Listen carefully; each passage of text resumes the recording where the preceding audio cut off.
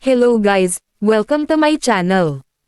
Tuturuan ko kayo kung paano i-convert ang World Up Coins papunta sa GCash Express Pay nang walang fee at walang bawas sa proseso. Step 1. I-open ang World Up. Step 2.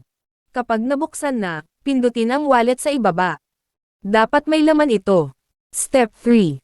I-click ang Send, pagkatapos piliin ang World Coin. Step 4. I-search o i-type sa itaas ang @Express Pay. Pagkatapos pindutin ito at siguraduhin na tama ang nailagay para walang problema sa pagpasok ng pera sa GCash. Step 5. I-click ang max para walang may 1 na coins at lahat ay mawi-withdraw mo, pagkatapos pindutin ang Continue. Step 6.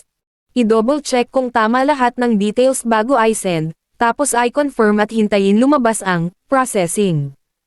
Step 7. Pag okay na, pumunta sa GCash at i-check kung pumasok na.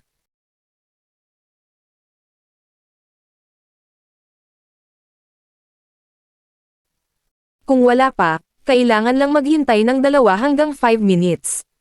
Magsesend din ng email ang GCash Express Pay sa Gmail account na nakalink sa iyong World App.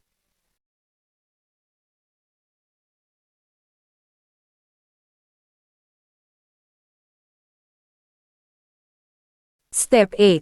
Buksan ulit ang GCash at makikita mo na dumating na ang cash out mula sa World App.